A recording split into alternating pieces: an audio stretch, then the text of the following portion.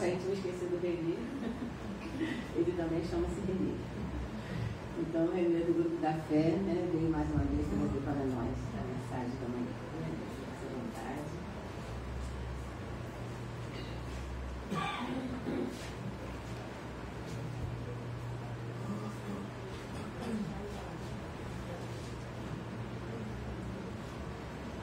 Bom dia, meus irmãos, minhas irmãs.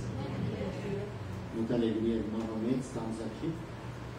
E a doutrina espírita tem essa característica, né, de aos pouquinhos ela vai nos mostrando, né, numa página, num comentário, uma reflexão do mundo, do dia a dia, o caminho que nós temos a seguir. E nós estamos aqui, né, graças a Deus, nessa manhã bonita de sábado, com essa disposição de aprender mais um pouco, que a gente possa realmente adquirir mais um pouquinho de conhecimento na nossa intenção de sermos melhores do que somos até o momento. Esse é o nosso grande objetivo aqui na Terra. E exercitamos, né, com o próximo, né, estamos todos inseridos numa família, numa comunidade, num centro espírita, num local religioso qualquer, numa tarefa, né, que nós temos, né, muitos de nós aqui, certamente no Grupo da Fé também, e lá nós podemos exercitar isso tudo que a gente deveria ter de melhor, mas estamos caminhando, estamos melhorando, né? Esse é o nosso grande objetivo aqui na Terra.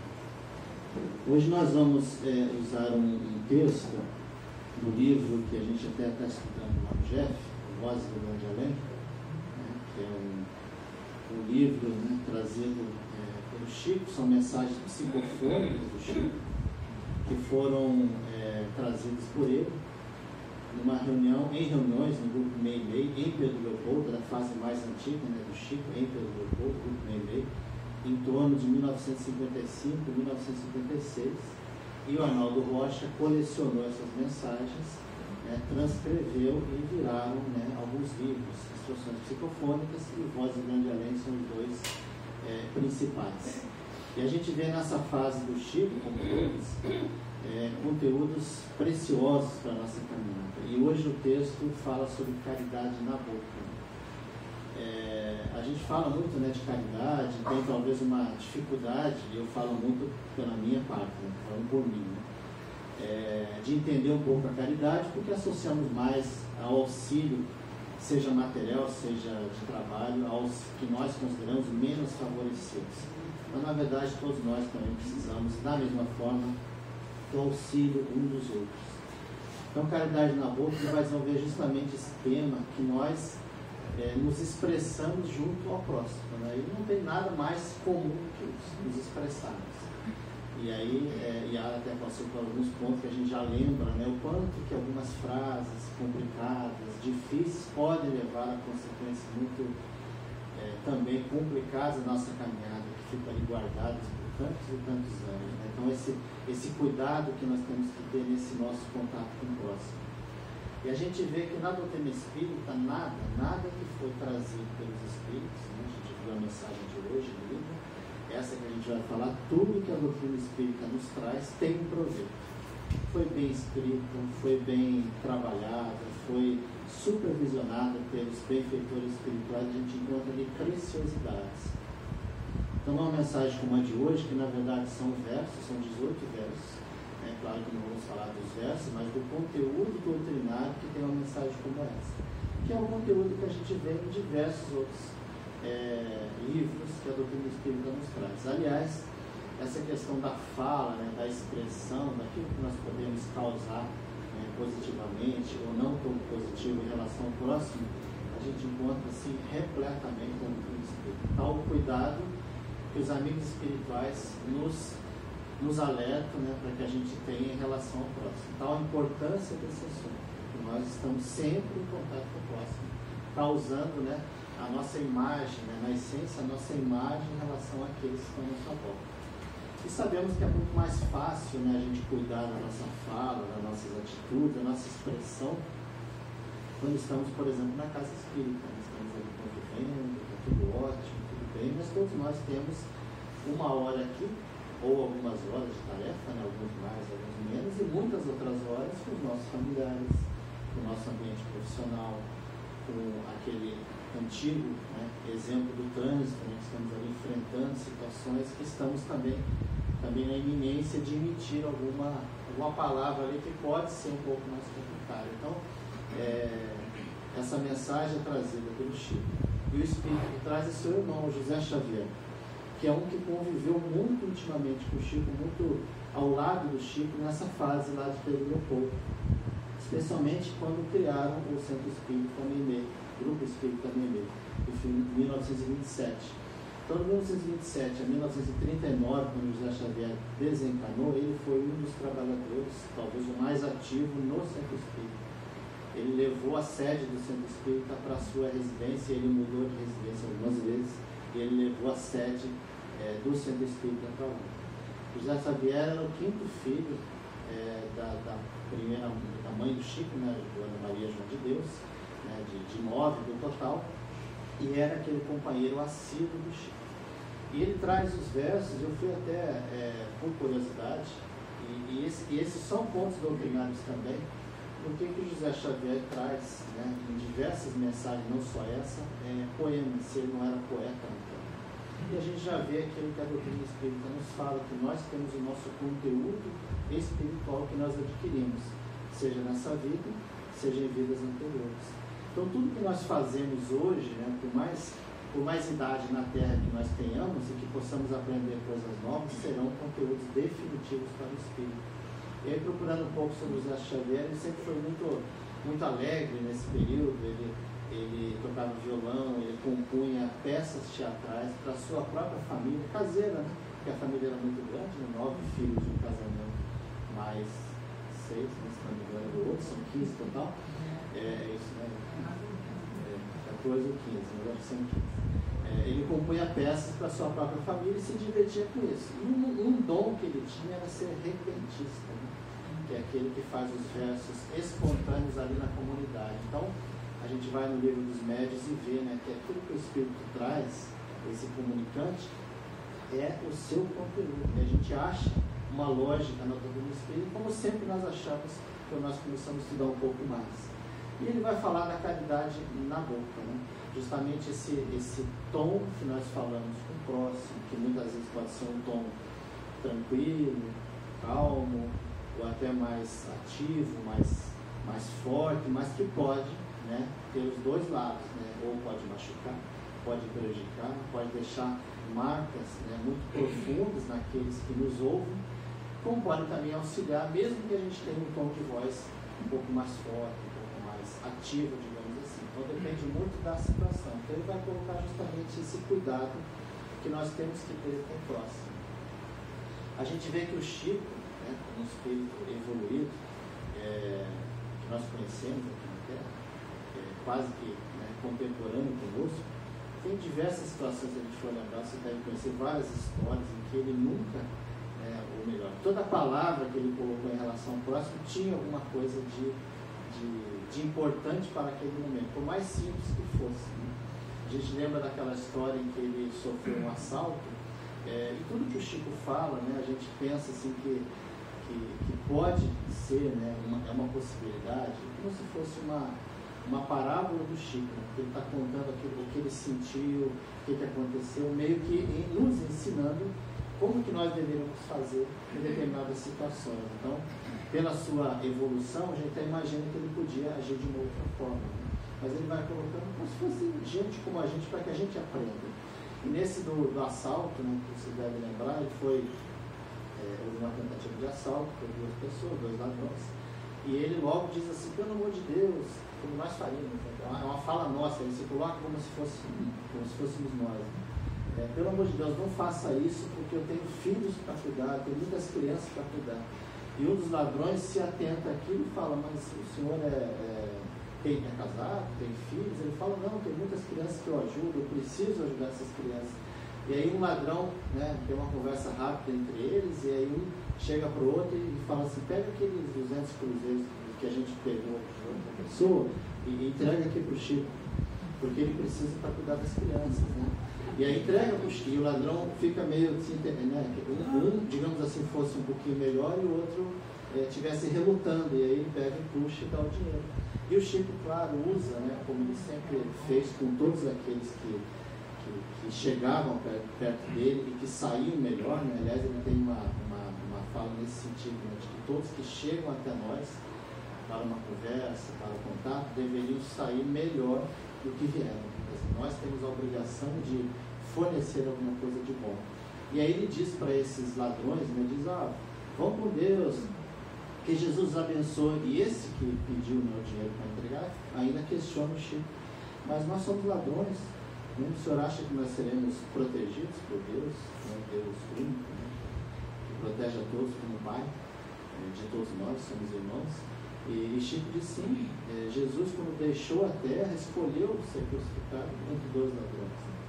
Então a gente vê assim, uma coisa simplesinha, essa conexão com a nossa fala de hoje, a caridade na boca, né? Em todas as situações o Chico tinha essa característica. No livro A Sombra do Abacateiro, aí já está falando de Uberaba, né? Está me pegando um outro caso. Ele lá, quando estava lá com aqueles que frequentavam, visitava Uberaba, e ele tinha essa rotina no sábado da tarde, tinha uma situação lá que o Chico sempre gostou dos animais, né? Tem algumas histórias aí dos cães, né? Cachorro, e aí está todo mundo ali reunido e entra um cachorro qualquer de rua, né? E a Sombra do Abacateiro é um local aberto, não como o nosso centro aqui. E as pessoas, de uma forma geral, como nós provavelmente faríamos, né, bateram os pés assim para que o cachorro se afastasse na intenção de ouvir melhor o que o Chico estava falando, não se incomodar com o cachorro. E aí ele pega, né? Aí é uma questão de gesto também, né? A caridade na boca e também a caridade nas atitudes. O Chico pega aquele cachorro e coloca no seu colo, né? Imediatamente, diversas pessoas que tinham batido o pé já transformam a sua opinião em relação àquilo, vendo uma simples atitude do Chico. Então a gente vê em todo momento o Chico nos fornecendo esses exemplos como um espírito nobre. Clóvis Tavares também, ele tem aquele livro 30 anos com Chico Xavier, e ele é um que conviveu com o Chico nesses 30 anos, começando ali em Pedro Leopoldo, em 1939, exatamente no ano e no mês em que José Xavier desencarnou. E ele conta também no seu livro, né, o episódio da desencarnação de José Xavier, que aliás eu não contei no início, mas também tem um aspecto doutrinário, porque diz que José Xavier desencarnou de forma rápida, né, por um problema cerebral. Então ele estava super bem até o sábado, e no sábado à noite ele tem um problema e fica acamado, e todos são chamados, médicos, etc. E ocorre uma reunião no plano espiritual, isso dito pelo Chico mais tarde, claro, né? Em que tinha espíritos ilustres, como Meimei, como Bezerra de Menezes, olha só quem estava ali presente, né? Fazendo uma conferência sobre a desencarnação ou não de José Xavier. Existiam duas opções: ou ele desencarnaria imediatamente, ou ele deveria permanecer conforme era a sua programação durante 11 anos acamado, para resgatar, digamos assim, situações que ele fez numa outra encarnação, na própria encarnação, enfim, mas que deveriam ser resgatadas em 11 anos que ele ficasse acamado. E aí decide os espíritos, Bezerra de Menezes, de que José Xavier deveria desencarnar imediatamente, como um benefício para ele. Então olha a contradição com o nosso pensamento da Terra, né? Nós queremos às vezes ser deuses, né? Mas a lei de Deus, né? Deus único, né? Onipotente e misericordioso, né? Aí vamos pegar uma conclusão dos pontos doutrinários, né? O que é mais importante, o que é mais útil, né? O que é mais útil? Ao espírito ficar acamado durante 11 anos, ou ele, como um trabalhador que adquiriu esse benefício, não é o caso, adquiriu essa possibilidade, né? Passar para o plano espiritual como um trabalhador no plano espiritual. Então, o que é mais útil para o espírito? Então, é a visão da eternidade do espírito. O que é mais útil para o espírito? E a José Xavier, em algumas horas, desencarna e passa a ser um trabalhador, trazendo mensagens como essa em 1956, e certamente outras que ele trouxe um pouco antes, um pouco depois. Então, a doutrina espírita nos trazendo uma série de esclarecimentos. Mas voltando à questão da caridade na boca, né, coloquei aqui no quadro as questões da caridade, que a gente encontra isso bem resumido, claro, né? Evangelho segundo o Espiritismo, repleto de informações sobre a caridade. Mas antes de falar sobre isso, tem lá no outro capítulo, que não é no 11, que não saiba a vossa mão esquerda e da direita, que eu não lembro o número, mas lá fala sobre caridade moral e caridade material. E a gente acha preciosidades no Evangelho segundo o Espírito, porque ele vai dizer assim, a irmã Rosália, no Espírito, que nós devemos, que a caridade moral consiste em nos suportarmos uns aos outros. É uma palavra forte, nos suportarmos uns aos outros. Então, se a gente pegar a nossa trajetória espiritual, né, olhar para a nossa família, e pegar família consanguínea hoje, e pegar todo o nosso conhecimento do que são aqueles espíritos que estão vivendo conosco, que são espíritos afins, tanto afins de afinidade inteira, completa, como afins também por uma necessidade de convivência, como espíritos de nível de evolução diferente do nosso, independente se somos um pouco melhores ou um pouco piores, mas temos as nossas dificuldades a recompor. Então, se nós devemos nos suportar uns aos outros, é porque nós temos situações do passado, sejam elas mais recentes ou mais antigas, que devemos nos suportar. E nós vamos ver que na fala, na expressão corporal, na fala, no pensamento, nós emitimos isso tudo. De uma forma até natural, porque se a gente tem algum antagonismo com o próximo, é natural que a gente faça isso. Não, é natural, porém não é a melhor escolha, obviamente, fazendo esse registro. Né? É natural como espíritos imperfeitos que somos. Mas é isso que eu comentei no início. O que a doutrina espírita nos diz? Ela nos dá o conhecimento. Como eu devo me comportar? Como eu devo pensar? Como eu devo me transformar? Reconhece o verdadeiro espírito pela sua transformação moral, pelos esforços que faz em domar, né? Olha a força da expressão, em domar, né? Porque não é fácil, nós temos que domar, não é só transformar, tem que domar as nossas más inclinações. Então, se a doutrina espírita fala isso, esse texto de hoje, Caridade da Boca, vai justamente ao encontro disso. Porque nós, como espíritos, temos as dificuldades. Talvez pensamos ainda de uma forma que não devemos. Gostaríamos de agir, mas não agimos hoje ainda. Né? Não agimos mais, né? Graças a Deus. Temos o desejo de falar algumas coisas e ainda não falamos. Né? Então a gente vê que a caridade na boca, a questão da fala, da expressão, ela também pode ser justamente algo para conter, né, ou para melhorar o nosso próprio espírito. Se eu me contenho em falar alguma coisa, eu estou, na verdade, disciplinando o meu espírito. Não como uma coisa espontânea, mas como disciplina. A gente não quer, a gente quer falar de qualquer forma. Mas eu tento não falar. Ao tentar não falar, se eu faço todo um raciocínio que eu conheço da doutrina espírita, do que eu sou como espírito, do que o próximo é, do que eu devo, do que eu não devo fazer, das consequências, das possibilidades, isso numa fração de segundo eu tento não falar. E aí, tentando não falar, eu vou disciplinando o espírito, que vai antecedendo aquela espontaneidade, que é uma disciplina que nós temos em relação ao próximo. A gente vê também o Chico, a história da água da paz, todos nós conhecemos. Então diz que o Chico, e aí também de novo, né, entende-se uma parábola do Chico, porque ele dizendo que ele tinha, né, eu fui reler justamente aqui nos casos de Chico Xavier, que a gente sabe o título como um todo, né, mas ali o Ramiro Gama coloca que ele, na época ali, também é a época de Pedro Leopoldo, esse livro são as histórias um pouco mais antigas do Chico, diz que ele sofria, né, digamos assim, o assédio de diversas pessoas, querendo uma coisa, querendo a outra, donativos, passe, todas aquelas histórias que a gente conhece. Então, Chico Xavier para cá, Chico Xavier para lá, a sua família também, ali alguns não entendendo exatamente esse papel do Chico. E aí ele começa a pensar e aparece para ele a sua mãe, né, Maria João de Deus, dizendo para ele que essa irritação que ele tinha, ele deveria tomar um remédio que era a água da paz. E diz o Chico que ele procura a água da paz nas farmácias, de Pedro Leopoldo, de Belo Horizonte, ele vai contando isso tudo daquele jeito, né, do Chico andar com calma, assim, que a gente vai entendendo melhor os detalhes. Né? E aí ele volta para a Dona Maria João de Deus e diz que não achou. E ela fala, não, a água da paz é beber a água. E nesse momento que você está bebendo a água, que é aquele momento da irritação, segure a água na boca, né? Nem engula e nem jogue fora, que aquela irritação vai passar. Essa é a água da paz. Então a gente vê assim uma coisa bem simples, né? O que ele quer dizer, né? É a gente retardar um pouquinho talvez o nosso ímpeto do espírito. Se ele está falando de uma irritação, é a irritação do espírito, né? o chip, que a gente não imagina que isso possa acontecer, mas ele coloca na nossa linguagem esse entendimento. Né? E aí vem Emmanuel justamente dizer para ele exatamente isso, essa água da paz que nós temos que usar para nos fazer uma conexão, nos suportarmos uns aos outros, porque essas coisas acontecem conosco sempre. Nós já temos esse conhecimento. Então, voltando aqui que eu coloquei e não expliquei, né? A gente encontra no capítulo 11 do Evangelho segundo o Espiritismo toda uma matéria sobre caridade. E lá diz que o egoísmo é filho do orgulho, né? A gente vê lá no detalhe, filho do orgulho, e que é o antagonismo da caridade.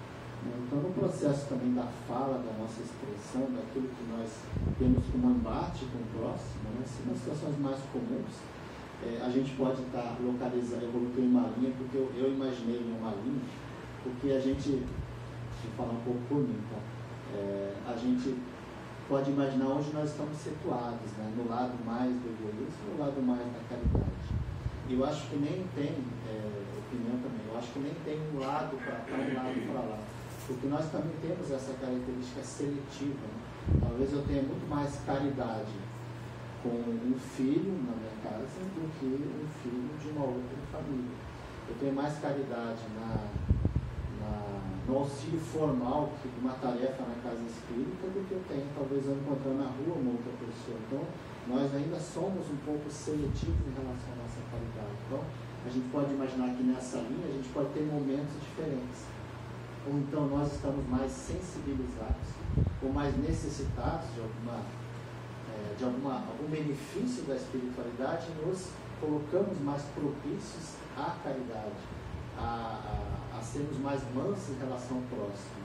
E as circunstâncias da vida nos direcionam para outro caminho, a gente muda um pouco o nosso comportamento. Isso é a situação normal, né, do ser humano aqui na Terra. E os espíritos, a espiritualidade maior, entende perfeitamente isso. Né? Tanto que diz, né, que aquele que perseverar até o fim será salvo. Que a perseverança é algo contínuo, constante. Né? E Chico também, né, eu falo bastante Chico, porque quando ele fala, né, sobre salvo, né, ser salvo, a gente talvez interprete que aquele que perseverar será salvo de tudo. O Chico compara, né, essa salvação com um barco. Né? O barco está ali num barco, um navio grande, está no mar, vem uma tormenta enorme. Ao final daquela tormenta, a gente fala assim: o navio foi salvo. Ele foi salvo daquela tormenta, porque depois vão ter outras e outras e outras. Então, aquele que perseverar naquela situação será salvo. Então, eu vou perseverar no meu contato, na minha conversa com os familiares, que eu serei salvo daquelas situações um pouco complicadas. Eu terei que enfrentar outras também. Então, isso que a espiritualidade maior nos entende. Então, nos entende nossa questão aqui na Terra, até porque nós temos as nossas questões de trabalho, de sustento, de dinheiro, como muitos nós, de transporte, de saúde. Então eu coloquei aqui só para a gente situar de uma forma assim, didática, né, onde a gente pode estar, ou talvez em que momento a gente esteja em cada um deles. E aí quando fala de caridade, que sempre há uma dificuldade a gente entender um pouco, vai falar justamente desse mandamento maior, né, que além, né, do amar a Deus, amar ao próximo como a si mesmo. Então diz o livro do Evangelho segundo o Espiritismo: faz ao próximo o que quereríamos que os outros fizessem por nós. É a expressão máxima da caridade. Então, voltando ao nosso assunto, né, caridade na boca, fazer ao próximo, né, falar ao próximo, nos expressar ao próximo, seja pela fala, seja pelos nossos atos, como nós gostaríamos que o próximo, né, fizesse conosco. Né? Então, isso, como eu falei, está repleto na doutrina espírita de exemplos sobre isso. O livro Sinal Verde é um dos que...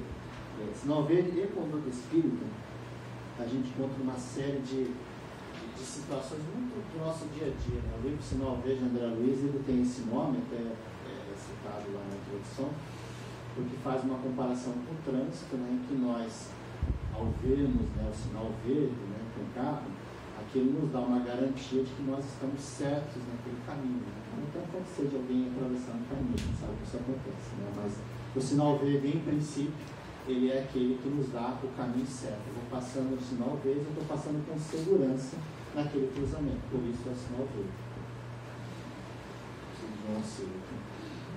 Aí, no sinal verde, a gente tem algumas situações muito interessantes que é do nosso dia a dia, que a gente faz uma reflexão do que a gente está fazendo com essa nossa forma de expressão, através da fala ou através de atos também. Então fala assim que, inclusive o sinal verde coloca assim, com todo espírito tem sinal verde, né? Perante os amigos, perante o trânsito, na casa espírita, na família, na tarefa da casa espírita, na tarefa qualquer de assistência, enfim, no ambiente profissional, em qualquer lugar, como que a gente deve se comportar. E aí fala assim, por exemplo, na família, né? Bondade e gentileza ao acordar alguém, né? Como que a gente se expressa com aquele que está despertando. Sobre a voz, né? Esse eu achei bem interessante, pelo menos eu tenho uma dificuldade. Né? Sempre aconselhado repetir com paciência o que já foi dito. E aí diz, André Luiz, nunca dizer assim, você está surdo, você quer que eu grite? Coisas assim que a gente sabe que acaba acontecendo. Né? Evitar assuntos escandalosos e inconvenientes. Agora mesmo, né, a gente viu aí no início da abertura que nos leva o pensamento, as questões do mundo, né, da humanidade, mas leva o nosso carinho, o nosso objetivo de que os amigos espirituais auxiliem. Então, é uma outra abordagem. Aqui ele está falando da situação comum da nossa vida. Cuidado com apontamentos sobre os ausentes, né? A gente está falando aí das próprias fofocas, digamos assim. Né? Mesmo na correria ou na falta de tempo, é possível falar com serenidade e compreensão. Quantas vezes a gente, por alegar uma falta de tempo, né? E a gente vê que, de novo, né, o Chico ele parava naquela fila de atendimento, alguns ele atendia rápido, e alguns ele ficava minutos ou até mais de uma hora fazendo o atendimento. E as pessoas que estavam ali olhando não entendiam exatamente aquilo, mas ele tinha uma razão de ser. Conta-se que o Chico também, numa visita, isso aqui em Copacabana, o bairro do Flamengo, né? Já bem para cá. Ele veio visitar uma pessoa e aí ele gostava muito de teatro, tinha um ingresso, né? Que essa pessoa já tinha programado para que ele fosse ao teatro junto com ela, ver uma peça lá, qualquer, digamos assim. E todos procuravam o Chico. E aí chega uma pessoa que descobre que ele estava lá, e bate a porta e vai conversar com o Chico. E o Chico não tem a menor preocupação de que o horário do teatro está chegando. Ele começa a conversar, começa a dar 8 da noite, 9 da noite, 10 da noite, meia-noite, ele conversando tranquilamente com a pessoa e a peça de teatro ficou para outro dia, né? Sem nenhuma irritação de que aquilo poderia atrapalhar uma conversa que certamente foi a de maior utilidade para aquele espírito. Evitar anedotário depreciativo. As palavras criam imagens, né? E as imagens patrocinam as ações. Não faça do seu verbo um instrumento de agressão. Com relação à criança, toda criança é um mundo espiritual em construção. André Luiz, lá no livro O Mecanismo da Mediunidade, ele fala que as crianças são os médiuns dos pais, né? Na mesma conotação de mediunidade, porque os pais estão ali agindo, né, por pensamento, por atos e por palavras em relação às crianças. 24 horas por dia e uma hora ou outra na evangelização do caso espírita, mas tem o restante ali naquele contato. E a gente vê claramente o que a criança fala, o que a criança se compõe, o que a criança repete a partir desse contato com os pais. Então, André Luiz não deixa de lembrar aqui sobre essa questão da criança. Não faça perguntas sobre a vida íntima de ninguém. Ele relaciona hábitos infelizes, estender boatos, escavar o passado alheio e contar vantagens. Então, essas são só algumas, né? Porque todos os textos, todos os capítulos têm alguma informação sobre a fala nesse de sinal verde e conduta espírita. É bem interessante isso para a gente pensar. E voltando ao nosso José Xavier, então ele propõe como Caridade na Boca uma campanha. É uma proposta de uma campanha. Vamos ter essa caridade na boca. Quando ele fala do tom de voz, da forma de falar, ele vai trazendo esses pontos doutrinários. Aí ele lembra, entre outras coisas, que nós já falamos aqui, sobre a transformação moral, que diz assim, que o Espiritismo é a doutrina que nos pede cada dia mais ampla renovação. E aí a gente pode pensar, é a renovação que nós conhecemos, e uma coisa que eu sempre penso, é a renovação a qualquer época da nossa vida aqui na Terra. Então, sempre nós podemos melhorar em relação àquilo que nós fazemos. Então, se somos mais jovens ou um pouco mais de idade, podemos melhorar esse hábito que nós temos. Ele fala também de constante esforço no bem, exercício do perdão e boa vontade. A gente vê que ele está fazendo justamente uma conexão com a nossa relação com o próximo como espíritos afins, porque nós estamos nesse contato e temos essa necessidade de pensar nesse perdão, que podemos nem saber exatamente o que foi, mas alguma coisa foi para convivermos juntos. Então, pensando desta forma, talvez o nosso processo de fala, de expressão, seja diferente do que nós fazemos hoje.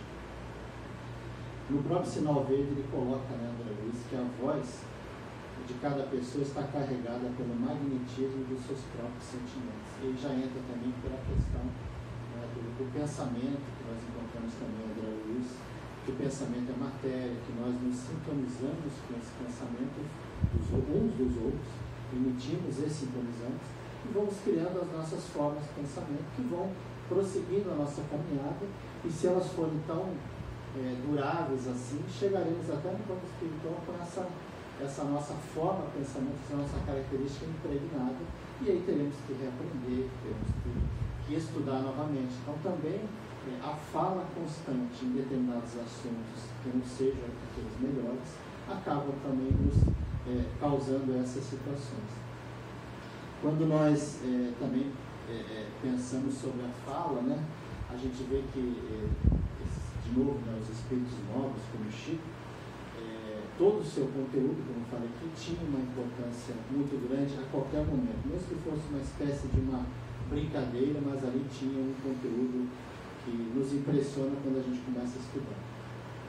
E a gente vê nos livros de André Luiz, no livro Libertação, que é aquele que nós conhecemos, talvez vocês lembrem, que é a história de Gregório, que de uma forma geral fala de Gregório, mas a gente encontra nos livros de André Luiz, essa série do mundo espiritual de André Luiz, informações também, claro, muito preciosas em cada um dos seus capítulos. Em um dos capítulos, ele vai falar sobre operações seletivas. Eu achei interessante trazer assim para a gente, porque também o não aproveitar o tempo que nós temos para as conversas úteis também é algo que nós deixamos de fazer e que é importante para a nossa caminhada. Essas operações seletivas falam ali que tinha aquele processo de julgamento do juiz, aquele aparato todo, que chegava assim, os juízes faziam um julgamento, no entender de Gregório e da narrativa naquele momento. E aí existia esses juízes, 3 juízes, que captavam assim, pelo pensamento, isso que eu falei há pouco, qual é a forma de pensamento ou o pensamento predominante naqueles espíritos que estavam ali sofrendo aquele julgamento, e separava aqueles espíritos em grupos. Então tinha o grupo 1, grupo 2, grupo 3, e uma quantidade diferente cada uma delas, que não veio ao caso aqui. E aí num dos grupos foi chamado dos caluniadores. E aí fazem toda uma preleção falando dos caluniadores, o que é, e um dos espíritos depois ele vem argumentar com esse juiz, mas por que está me chamando de caluniador se eu não fiz as calúnias nessa primeira interpretação que nós todos podemos ter, caluniar, usando o significado do verbo, mas aí ele vai explicar esse juiz, dizendo que esse espírito que estava no plano espiritual, ele era um que ao longo da sua caminhada ele trabalhou aqui na Terra, no seu trabalho profissional, mas ele fez tudo que podia para parar de trabalhar, buscou, no meu dizer aqui, as licenças, a aposentadoria, e não queria fazer mais nada depois de um certo momento da sua caminhada. Então ele foi considerado caluniador porque ele caluniou o seu próprio corpo, porque ele poderia ter aproveitado para trabalhar, para falar, para conversas úteis em relação ao próximo. E ele passou o resto da sua vida, cerca de 40 anos, sem fazer absolutamente nada e sem uma conversa útil. É isso que o André Luiz coloca aqui. Então a gente vê a importância de nós usarmos também, não só por estarmos ativamente, mas também não pararmos de usar a nossa expressão em relação ao próximo, que pode ser de diversas formas, mesmo que impossibilitados em algum momento, mas nós temos essa possibilidade, até pelas orações, pelas vibrações, pelos pensamentos, fazer algo de útil pelo próximo. É isso que a doutrina espírita nos oferece. José Xavier lembra, né, daquele termo popular, né, palavras o vento leva. E quanto que nós, se formos lembrar, né, a gente vai certamente lembrar de algumas falas que tivemos, né, que fizemos. É muito mais fácil a gente lembrar as falas que nós recebemos, que a gente não gostou, do que aquelas que a gente faz, né? É fato isso. E aí fica aquilo marcado. E para desfazer isso é uma dificuldade grande, exige um entendimento maior, exige um processo de caridade, de indulgência, né? De nos colocarmos no lugar do próximo para que a gente possa caminhar um processo de perdão em relação a isso. Mas ele vai colocar isso, e a gente lembra sempre daquelas questões mais populares, né? Quando diz assim que a gente, quando joga uma pedra, né? Depois que ela sai da nossa mão, a gente não consegue mais segurar. Até sair da mão a gente consegue, né? Até falar a gente consegue, depois que fala, aí a gente já não consegue mais, já foi falando, né? É mais difícil da gente refazer aquilo. Uma história que é usada na evangelização, talvez vocês de jovens e crianças, aquela do travesseiro, né, que tem a pena, né? Não sei se vocês conhecem, mas que é contado, né, pelo Wallace Leal, acho que faz esse livro, o livro. Ele conta ali que duas irmãs tinham esse costume de dar maledicência, inclusive José Xavier fala aqui também da maledicência.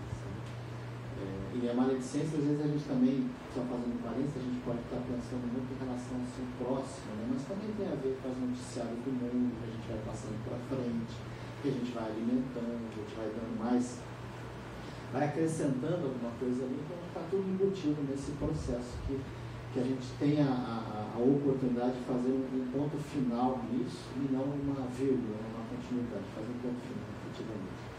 Mas essa história é aquela bem simples, né, do travesseiro, que duas irmãs, né, estão falando ali com a mãe, e elas tinham esse costume de inventar uma história. Né? Imaginamos uma cidade no interior, ou com a mulher, elas inventavam uma história, e iam criando uma história com pessoas reais, ia criando aquilo, e aquilo criava-se uma dificuldade para aqueles, depois elas se desculpavam, e aquilo aparentemente para elas voltava ao normal. Mas depois elas faziam de novo, depois de novo, depois de novo. Em algum momento a mãe chama, né, e fala para uma delas, pega ali um travesseiro de pena, e corte ao meio e joga essas penas. Né? Subiram lá no local e jogaram a pena, e o vento, claro, né, levanta a pena para tudo que é lado. Né? Todo mundo já deve ter visto esse tipo de situação. E depois ela pede para elas irem buscar essas penas e colocar de novo no travesseiro. E é claro que é impossível, né? Depois que o vento leva, é impossível. Uma ou outra a gente já consegue, né? Mas todas elas jamais conseguiríamos. E aí tem esse ensinamento, depois que essa frase, essa fala, tudo foi dito, isso já foi, e é difícil de fazer voltar. Né? Então é a mesma situação que coloca aqui, palavras o vento leva. Sabemos que não é bem assim. Então nós temos aqui uma série de informações de José Xavier que vai nos trazendo essa base para a nossa caminhada. No livro Alvorada Cristã, uma história também bem simples, nada é por acaso, né? Mas assim, o título é A Arma Infalível, porque José Xavier propõe ao final, no seu último verso, ele propõe que a gente olhe, né? Que a gente veja, que a gente sinta e utilize a base de tudo, né? Que é os ensinamentos do Mestre Jesus. E o Mestre tanto falou, né? Gastou, né? Falou tanto em relação a todos aqueles que ele encontrava, sempre condenando, né, o pecado, mas não o pecador, como nós temos no episódio da mulher adúltera, né, que fala todo o seu processo aí, e Jesus, né, após escrever lá no chão, aquelas pessoas irem se retirando aos poucos, né, ele diz, né, atire a primeira pedra, que ele tivesse um pecado. Quer dizer, todos têm uma dificuldade nesse sentido. Então condenou, claro, né, o pecado, mas não o pecador, porque o Espírito prossegue. Como nós também temos os nossos contatos com o próximo, nós todos, como Espíritos, nós vamos prosseguir a nossa caminhada. E aí nessa história pequena também sobre a arma infalível, conta que um homem, né, trabalhava e ele foi despedido. E não gostou desse processo de ser despedido. E ele manda uma carta para o chefe, né? Uma carta desaforada. Né? Aquela história, não leva o desaforo para casa. Né? Isso nunca a gente deveria pensar dessa forma. Nós somos espíritos ainda em construção, claro. Né? Então ele faz uma carta, né, mal criada, e manda ali para o chefe da oficina. O chefe da oficina olha aquilo, se enche de cólera, como diz aqui Neurus, se enche de cólera, e vai conversar lá conversar com o seu ameno, né? Vai falar com o seu primeiro subordinado, o subchefe da oficina. Esse subchefe da oficina, nessa procura desse subchefe, ele pega uma coisa que o subchefe estava fazendo um pouquinho errada e já fala daquela situação do subchefe. Já não era a mesma situação, já era uma outra situação. Ele encontra algo errado e fala do subchefe. Esse subchefe fica tão também revoltado e se enche também de uma vibração negativa pela fala e pelos pensamentos que ele recebeu, que ao chegar em casa para almoçar, já encontra ali o almoço não exatamente como ele queria todos os dias, ou na verdade até estava como sempre, mas ele, cheio de dificuldade, desconta lá na sua esposa também a sua fala. A sua esposa também, não entendendo aquilo, absorve tudo aquilo, vai se sintonizando com aquilo, é um processo de sintonia, vai se sintonizando e também fala alguma coisa indevida lá para aquela trabalhadora que trabalhava na casa dela. Alguma coisa que ela não fez bem feita, alguma limpeza, algum cuidado com planta que não estava bem feito. Essa trabalhadora também se sintoniza com todo esse processo e chuta o primeiro animal que tinha pela frente, um cachorro. Esse cachorro sai pela rua e morde a vizinha que estava passando. A vizinha também fica danada da vida e vai também no processo, né, é importante criar um processo de sintonia de cada uma dessas situações que vai passando um pouco na corrente. Essa vizinha também fica bastante revoltada, já pensa na dona do cachorro, na casa ao lado e vai na farmácia para ser atendido por um enfermeiro que tinha na farmácia. Aí vai lá e pede o atendimento imediato do enfermeiro, já discorda da forma que ele estava fazendo o atendimento, já sugere uma outra coisa, descarrega todo o seu processo do enfermeiro. O enfermeiro faz o atendimento muito contra gosto e também se enche daquelas vibrações, se sintoniza com isso e vai para casa. Na sua casa encontra sua mãezinha na sua casa. Aí eu já estou mudando meu tom de voz porque ele vai falando para a mãe sobre isso. E a mãe entende que ele teve um dia difícil, que essas situações podem acontecer, mas diz, fiquemos com os ensinamentos do Mestre Jesus, que tudo passa. E aquela corrente tem um ponto final nessa conversa com essa mãe querida, que entendeu tudo aquilo e não entrou na mesma sintonia que todos aqueles estavam fazendo. De forma contrária à corrente do bem, que tanta gente fala, né?